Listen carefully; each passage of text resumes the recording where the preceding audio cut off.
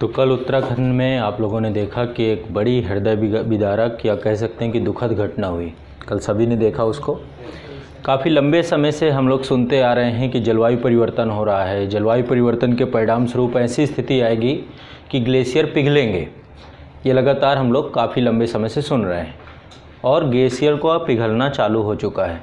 ये कोई ऐसी नहीं कि विश्व में पहली बार भारत में ही पिघल रहे हैं। इससे पहले भी विश्व में कई देशों में लगातार ये चीज़ें चल रही हैं और हम लोग को लग रहा है कि ये घटना बहुत लंबे समय बाद होगी, है ना। ये भी हमें महसूस हो रहा है। हम लोग को एक चीज़ ये भी लग रहा है कि ऐसा होगा कि अभी हम लोग के रहते रहते शायद चीज़ें ना होंगी। लगातार इस चीज़ को लेकर चेताया भी जा रहा है। ये भी सुनने में आ रहा है कि एक समय ऐसा आएगा कि समुद्रों का जलस्तर बढ़ेगा, द्वीप डूब जाएंगे। ये भी सुनने में आ रहा है। ये भी सुनने में आ रहा है कि एक समय ऐसा आएगा कि जो स्थलीय क्षेत्र हैं ये भी जलमग्न होने शुरू हो जाएंगे। जैसे कि जितने भी आपके समुद्र तटीय क्षेत्र हैं, सब सुन रहे हैं हम लोग, हर चीज़ आंखों से देख रहे हैं। अब देखना शुरू हो रहा है। आप देखिए कल जो हुआ, नंदा देवी ग्लेशियर आपका पूरी तरीके से हिमस्खलित हो गया, पूरी तरीके से चालू हो गया, प्रारंभ हो गया। और जिस जगह पे ये हो रहे हैं या फिर कहें भारत के हिमालयन क्षेत्र में, तो ग्लेशियर बड़ी संख्या में है ना। और इसका प्रभाव आप खुद देखिए, क्योंकि वहाँ से ही जल लेकर नदियाँ पूरे भारतवर्ष में पहुँचती हैं, तो उसका इम्पैक्ट हर जगह देखने को मिलेगा। तो आज के सेशन में थोड़ा सा मैं आप लोगों को कल के पूरे जो सिनेरियो है उसे समझने का प्रयास करेंगे और कैसे इसका क्या समाधान हो सकता है, इस पे भी थोड़ा सा बात करेंगे। बहुत ज़रूरी है, क्योंकि जो समसामयिक युग है और इस पे हमारी क्या भूमिका होनी चाहिए, हम इस पे क्या कर सकते हैं, क्योंकि अब नहीं चेता गया ना तो स्थिति बहुत भयावह हो जाएगी। हाँ, सरकार पावर प्लांट, देखिए पावर प्लांट लगाए गए या फिर अब ज़रूरत नहीं है। बड़े बड़े हाइड्रो पावर प्रोजेक्ट और खासकर ऐसे जगहों पे वैसे भी सिस्मिक जोन है वो, है ना। और सिस्मिक जोन के अलावा जो ग्लेशियर का खतरा है ये सबसे बड़ा खतरा होगा। एक बार सिस्मिक जोन को लेकर के सरकार बहुत सारे एहतियात बरत सकती है, गुरुत्वीय बांधों का निर्माण कर सकती है, लेकिन यदि ग्लेशियर पिघलेंगे, जलस्तर बढ़ेगा, तो हमने किया क्या है, बांध बना करके जल को एक जगह इकट्ठा कर दिया है। आप लोगों ने देखा होगा, एक मेरा भारत दर्शन का एक वीडियो था जिसमें टिहरी गढ़वाल बांध पे मैंने आपको दिखाया था एक विशाल जलाशय। तो जलाशय 3-4 किलोमीटर पानी जलमग्न हो जाता है। अभी मैं आपको इसमें भी दिखाऊंगा। तो यदि वो क्षेत्र में किसी तरीके के इस तरीके की प्रलयकारी स्थिति होती है, यही घटना मान लीजिए भिलांगना के साथ होती, क्योंकि भिलांगना और भागीरथी के संगम पे ही टिहरी गढ़वाल बना हुआ है, या फिर आने वाले समय में कभी ईश्वर ना करे ऐसी घटनाएं हों, तो फिर टिहरी गढ़वाल डैम यदि टूटा या फिर अदर जितने भी वहाँ पे बड़ी संख्या में डैम, जैसे कल एक ऋषि गंगा पावर प्रोजेक्ट जो आपका था वो पूरा कोलैप्स हो गया, तपोवन पावर प्रोजेक्ट था वो भी क्षतिग्रस्त हो गया और इनके रिजर्वायर टूट गए, तो ऐसी कंडीशन में फिर संभाल पाना बड़ा कठिन होगा। और टिहरी गढ़वाल में इतने बड़े मात्रा पे जो है जल को जो है वहाँ पे इकट्ठा किया गया है कि स्थिति बहुत भयावह हो जाएगी। तो आज जो है एक बार हम उत्तराखंड की इस पूरी घटनाक्रम को बहुत अच्छे से मैं आप लोगों को समझाने का प्रयास करता हूँ कि गंगा नदी का जो पूरा सिनेरियो है। आप लोगों ने एक मेरा वीडियो और देखा होगा, भारत दर्शन में ही था, देवप्रयाग से मैंने पढ़ाया था, तो वहाँ पे दिखाया था कि वहाँ पे ही वहीं से गंगा का निर्माण होता है, वहीं से गंगा बनती है, ठीक है। भागीरथी और अलकनंदा दोनों का संगम होता है, ठीक है। लेकिन इसके पहले बहुत बड़ी कहानी है गंगा बनने की। इससे पहले भी अलकनंदा निकलती है। कल जो पूरा जिक्र हो रहा था धौली गंगा का हो रहा था, बार बार आप लोग जो है धौली गंगा के बारे में देख रहे थे।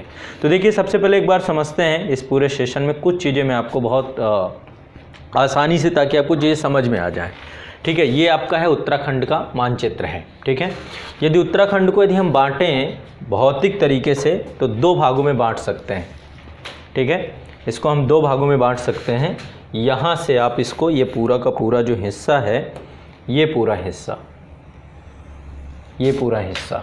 ये हिस्सा आपका कहता है कुमायूं हिमालय, इसको बोलते हैं कुमायूं हिमालय, हिमालय पर्वत श्रेणी का ही, ठीक है। और ये वाले हिस्से को हम बोलते हैं गढ़वाल हिमालय, गढ़वाल हिमालय।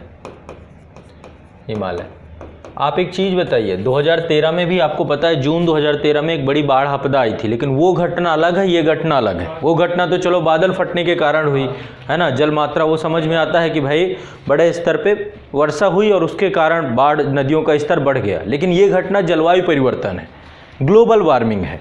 ठीक है, इस घटना को उससे हम जोड़ करके नहीं देख सकते, दोनों में बहुत पर्याप्त अंतर है। तो ये वाले क्षेत्र में पूरा ये घटनाक्रम हुआ है। अब यहीं पर देखिए टिहरी गढ़वाल है आपका, है ना, टिहरी गढ़वाल जिले हैं, ये है चमोली, ठीक है, यहाँ पर ये पूरा घटनाक्रम हुआ है। यहीं पर है जोशीमठ, और आपको शायद पता हो गिरिसैन के नाम से उत्तराखंड की 2 राजधानियां हैं, एक तो है देहरादून और दूसरी है गिरिसैन। गिरिसैन जो है ग्रीष्मकालीन राजधानी है, वो भी चमोली में पड़ती है, यहीं पर चमोली पर ही है, ठीक है। तो यहाँ पे जोशीमठ के पास एक गांव है जिसका नाम है रैनी। तो रैनी के पास ही धौली गंगा और ऋषि गंगा आपस में मिलती हैं। एक बार इसको हम मैप में देखने का प्रयास करेंगे, मैं आपको बहुत क्लियरिटी के साथ एक एक चीज़ अभी यहाँ पे दिखा दूंगा, ठीक है। यहाँ पे चलते हैं इस पूरे क्षेत्र में,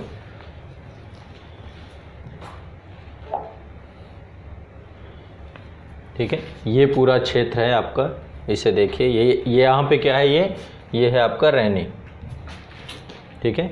ये देखिए ये है रैनी। अब रैनी के पास ही यहाँ पे देखिए लिखा हुआ है ऋषि गंगा, ये लिखा हुआ है ऋषि गंगा। ये देखिए यहाँ पे है धौली गंगा, ठीक है। इसको जूम आउट करते हैं, जूम आउट करने के बाद आप और क्लियरली समझ पाएंगे। मैं पूरा आपको देवप्रयाग तक ले चलूँगा यहाँ से घुमाते हुए। हम लोग यहीं पर है नंदा देवी ग्लेशियर, ठीक है। देखिए इसे जूम आउट करते हैं, ये पूरे क्षेत्र में चलते हैं इधर जहाँ से ऋषि गंगा निकलती है नदी। ये ऋषि गंगा एक छोटी सहायक नदी है। तो अब चूँकि पता है कि ग्लेशियर वाला क्षेत्र है तो यहाँ पे तो नदियों का अंबार होगा ही, ठीक है। ये है यहाँ से उद्गम क्षेत्र है आपका ऋषि गंगा नदी का, ये भी नंदा देवी का ही ग्लेशियर है जिससे ऋषि गंगा निकलती है, ठीक है। ये पूरा ग्लेशियर है, ये ग्लेशियर टूटा है, हिमस्खलन यहाँ पे हुआ है। तो इसको और जूम आउट करते हैं थोड़ा सा, जो पूरी घटना हुई है वो यहाँ पे हुई है। ये है आपका पूरा का पूरा नंदा देवी, ये देखिए ये पीक है आपकी, नंदा देवी पीक है। ये पर्वत शिखर अलग चीज़ है, ग्लेशियर का आकार बड़ा होता है, ठीक है। ग्लेशियर कई किलोमीटर में फैला होता है। ग्लेशियर का मतलब है हिम से ढका हुआ एक क्षेत्र, ठीक है, जो निरंतर जो है नदियों के जल का स्रोत होता है। तो ये है आपका नंदा देवी पर्वत शिखर, और ये उसका पूरा ग्लेशियर है, ठीक है। और इसी ग्लेशियर से यहाँ से निकलती है ऋषि गंगा, ये नदी है। तो ऋषि गंगा जो है यहाँ पे रैनी के पास जो है ये धौली गंगा से मिलती है। ये देखिए धौली गंगा ये ऊपर से आ रही है यहाँ से। तो धौली गंगा जो है ये धौली गंगा जो है ये अलकनंदा की सहायक नदी है, ठीक है। विष्णु प्रयाग में मिलती है अलकनंदा से। तो पहले एक बार पूरा जो है देख लेते हैं यहाँ पे सिनेरियो। अब यहाँ पे देखिए कितने ग्लेशियर हैं। ये तो मान लो चलो एक ग्लेशियर में घटना हुई, ये पूरा जितना क्षेत्र है पूरा ग्लेशियरों का ही क्षेत्र है। गंगोत्री, यमुनोत्री, बंदरपुच्छे, बड़े बड़े ग्लेशियर्स हैं यहाँ पे, ठीक है। तो यदि आने वाले समय में ये ग्लेशियर्स इसी स्थिति पे आ गए, तबाही पे उतर आए, तो फिर प्रकृति का रूप कोई संभाल नहीं पाएगा। इसलिए बहुत ज़रूरी है कि पूरा विश्व समुदाय इसमें आ गया है। सिर्फ भारत भर से नहीं होगा, भारत तो काम कर ही रहा है। तो अब ये जो हेकड़ी है पूरी हेकड़ी निकलनी चालू हो जाएगी, और कल सब लोग जो है इस चीज़ को लेकर के पूरे वैज्ञानिक खुद ही परेशान थे, क्योंकि ये चीज़ पहली बार देखी गई है। ये घटना अपने आप में बहुत ज़्यादा, इसको संवेदनशीलता से देखना पड़ेगा। तो यहाँ ऋषि गंगा देखिए ये नदी है आपकी, ये रैनी के पास आके मिलती है, फिर रैनी पे ये मिलती है धौली गंगा से, ठीक है। ये है आपकी धौली गंगा, और धौली गंगा जो है आपकी लगातार यहाँ पे यहीं पे पड़ता है, देखिए तपोवन, ठीक है। हम चमोली पे ही हैं, और तपोवन के आगे आप बढ़ेंगे तो ये है आपका विष्णु प्रयाग। तपोवन में ही धौली गंगा है। तो ऋषि गंगा पे ये पूरा पहले मामला हुआ, वहाँ पे ग्लेशियर जो है हिमस्खलित हुआ, ठीक है, ऋषि गंगा पे। और वहाँ पे हिमस्खलन के बाद ऋषि गंगा का जलस्तर बढ़ा, ऋषि गंगा का पानी धौली गंगा में पहुँचा, और धौली गंगा में पहुँचने के बाद ये धौली गंगा देखिए विष्णु प्रयाग के पास उत्तराखंड में जोशीमठ, यहीं पे देखिए ये विष्णु प्रयाग के बगल में ही है पूरा जोशीमठ। यहाँ पे आके अलकनंदा से मिली, अलकनंदा का जलस्तर बढ़ गया। अब अलकनंदा का मतलब है गंगा, गंगा का एक हिस्सा, गंगा के जलस्तर को भी बढ़ाएगी। इसका प्रभाव हरिद्वार तक भी देखने को मिलेगा, ठीक है। तो इसके बाद यहाँ से देखिए विष्णु प्रयाग, विष्णु प्रयाग से अलकनंदा, ये है आपकी अलकनंदा, पर्वतों को चीरते हुए ये आती है। इसके आगे आप देखेंगे अब ये पूरे हाई अलर्ट जोन हैं, जितने भी क्षेत्र हैं यहाँ पर नौकायन बंद करा दिया गया है। गंगा में तो पूरे भारत में अभी नौकायन बंद करा दिया गया है कि अभी नौकायन नहीं किया जाएगा, क्योंकि जल स्तर कभी भी हर जगह का बढ़ सकता है। यहाँ पे एक नदी है नंदाकिनी, मंदाकिनी अलग है, नंदाकिनी अलग है। नंदाकिनी मिलती है नंद प्रयाग में, किससे मिलती है ये? अलकनंदा से, ठीक है।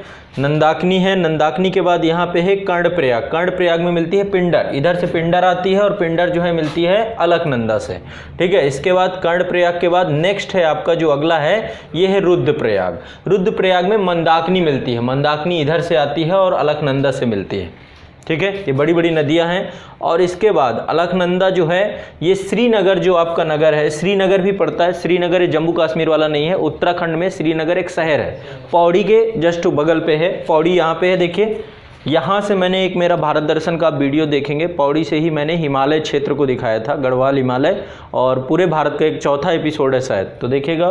तो ये पौड़ी है, ये श्रीनगर है, यहाँ से अलकनंदा ये पूरी जाती है, ठीक है। और अलकनंदा इससे यहाँ से होते हुए ये पहुँची आपकी देवप्रयाग, ठीक है, ये है देवप्रयाग। देवप्रयाग में उधर से भागीरथी आती है और भागीरथी और देवप्रयाग में इन दोनों का संगम होता है, अलकनंदा और इसका, ठीक है। और ये देखिए मैं आपको थोड़ा सा दिखाता हूँ, यहाँ पर ही जस्ट बगल पे आपका एक सेंसिटिव है, बड़ी ईश्वर की बड़ी कृपा है कि टिहरी बड़े बगल में है, ये है टिहरी डैम आपका, ये है भिलांगना और इधर है भागीरथी, ठीक है। देखिए जलाशय कितने बड़े स्तर पे आपने जल को रोक रखा। डैम पहले मैं आपको दिखाता हूँ, ये है आपका पूरा डैम, ये है टिहरी गढ़वाल डैम आपका,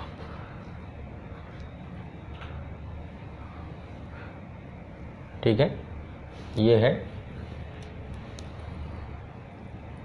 टिहरी गढ़वाल और इसके पीछे का जलाशय देख के तो आप डर ही जाएंगे। ये भागीरथी है और ये भिलांगना है, ठीक है। इन दोनों का संगम हो रहा है इस जगह पे।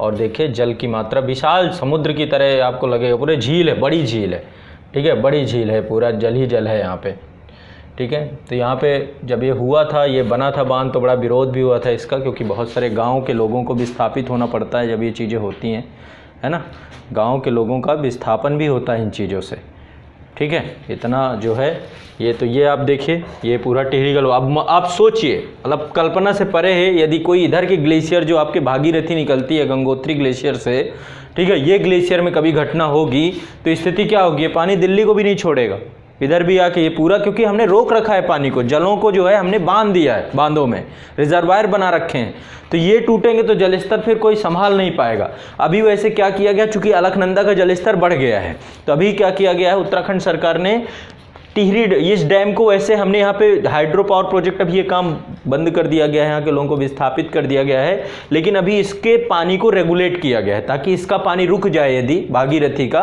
तो अलकनंदा, चूंकि अभी यदि इसका पानी भी उसी वेग से पहुंचे और अलकनंदा का, तो स्थिति हरिद्वार ऋषिकेश में बहुत भयावह हो जाएगी। तो ऐसे में इसके पानी को भी रोक दिया गया है, कुछ समय के लिए रेगुलेट किया गया है, लेकिन लंबे समय तक ये भी नहीं है, जितनी इसकी क्षमता है टिहरी डैम की तब तक तो संभाला जा सकता है मुद्दे को, ठीक है। तो ये आपका टिहरी गढ़वाल डैम है। इसके बाद आप लोग ये पूरा भागीरथी है देखिए, और यहाँ पे देवप्रयाग में बहुत तीव्र वेग से बहती है ये, और वेग होगा भी क्योंकि ढलान है, यहाँ पे देखिए ढाल कितने बड़े स्तर के ढाल हैं, यहाँ से जा कर के ये देवप्रयाग में, ये देखो दोनों नदियाँ आके यहाँ पे मिलती हैं, ठीक है। देवप्रयाग से ही गंगा हो जाती है, ठीक है। तो आप समझिए ये पूरा एरिया सारा अफेक्टेड है बड़े स्तर पे। और यहाँ पे ये देखिए गंगा का पूरा हिस्सा, मैं अब आगे इसको आपको ऋषिकेश तक ले चलता हूँ, ऋषिकेश से इधर आपका, इधर ही ऋषिकेश है, हाँ इधर आश्रम आने चालू हो गए ना, ये देखिए बड़ी आबादी, ये ऋषिकेश का क्षेत्र है, ठीक है। और ऋषिकेश के ही आगे जस्ट आप जैसे नीचे उतरेंगे तो मैदानी क्षेत्र, ये पर्वतीय क्षेत्र है, अब यहाँ से मैदानी क्षेत्र आपका प्रारंभ हो जाएगा, हरिद्वार, ये गंगा है।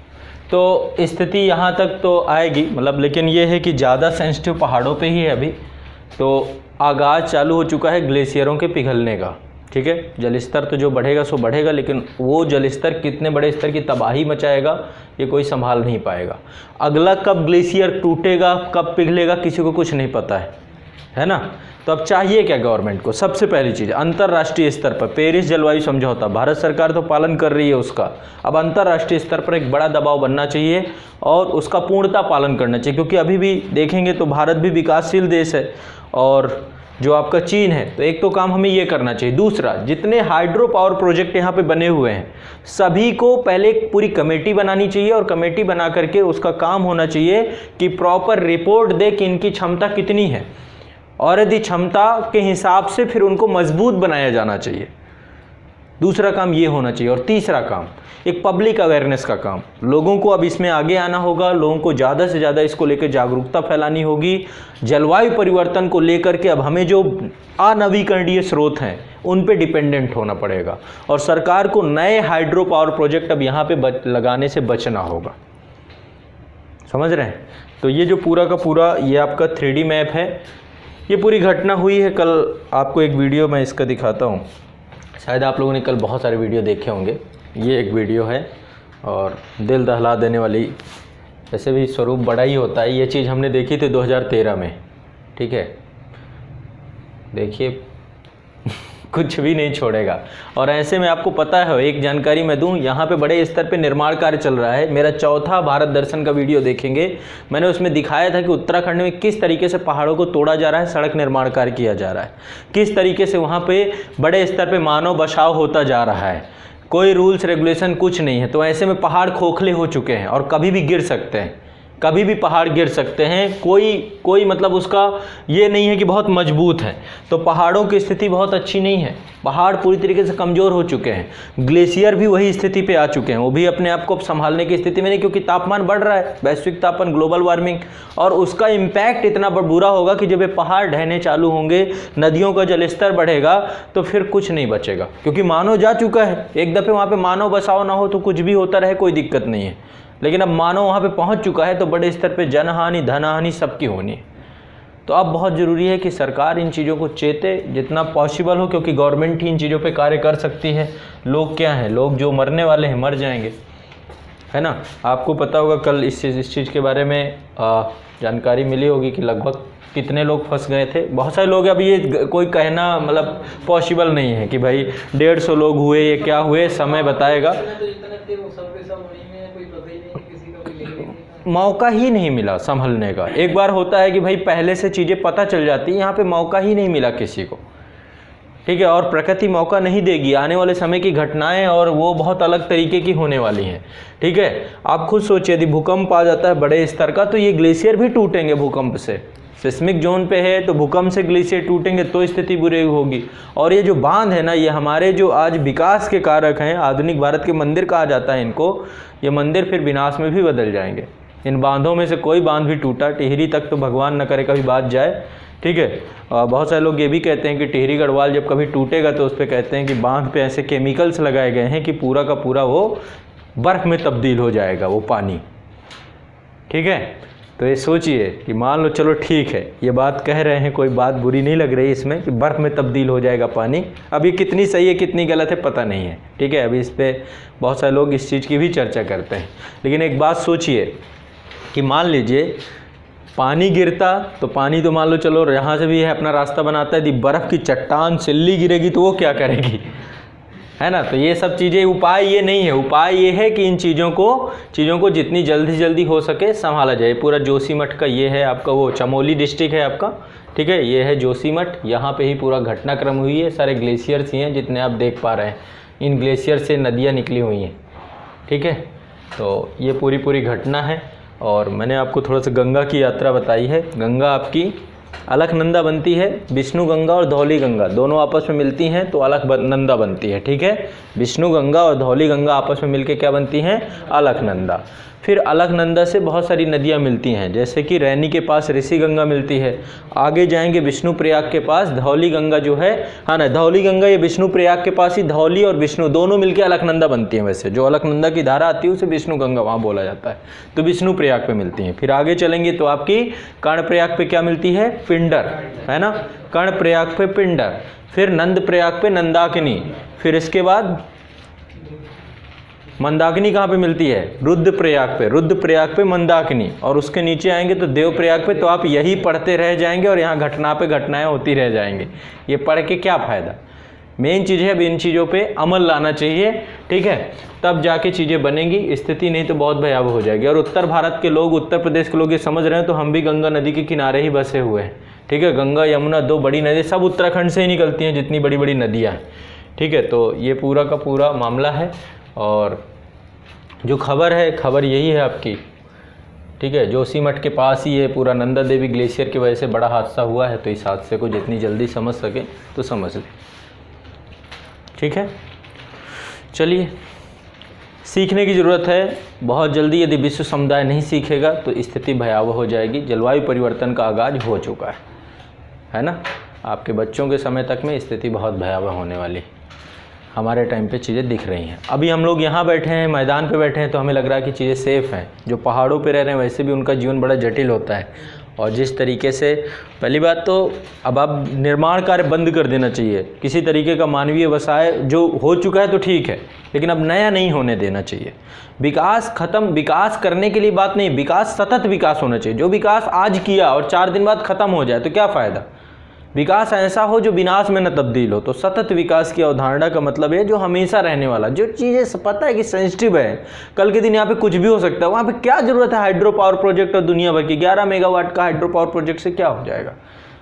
पूरा नॉर्थ ईस्ट आपका सेंसिटिव है, लद्दाख रीजन सेंसिटिव है, उत्तराखंड सेंसिटिव है, हिमाचल प्रदेश सेंसिटिव है, ठीक है। नेपाल में खूब सारे हाइड्रो पावर प्रोजेक्ट हमने बना के रखे हैं, तो नेपाल को थोड़ा ना, नेपाल तो जो फंसेगा फंसेगा, वहाँ से आने वाली नदियाँ तो भारत में ही प्रवेश करती हैं, ठीक है। भूटान पे बहुत सारे हाइड्रो पावर प्रोजेक्ट लगा रखे हैं हमने, तो वो स्थिति ना बन पाए आने वाले समय में। नहीं, आने वाले समय में आप 10 साल के अंदर देखेंगे ग्लेशियर कितने तेज़ी से। एक 2015 में एपिसोड आया था उनका बियर गिल के साथ बराक ओबामा का, कभी देखिएगा, डिस्कवरी में आया था, डिस्कवरी चैनल पे। किस लिए आया था, इसी चीज़ को लेकर। अलास्का गए थे वो, अलास्का जाके उन्होंने इस चीज़ को दिखाया था कि देखिए ग्लेशियर्स की क्या हालत हो गई है।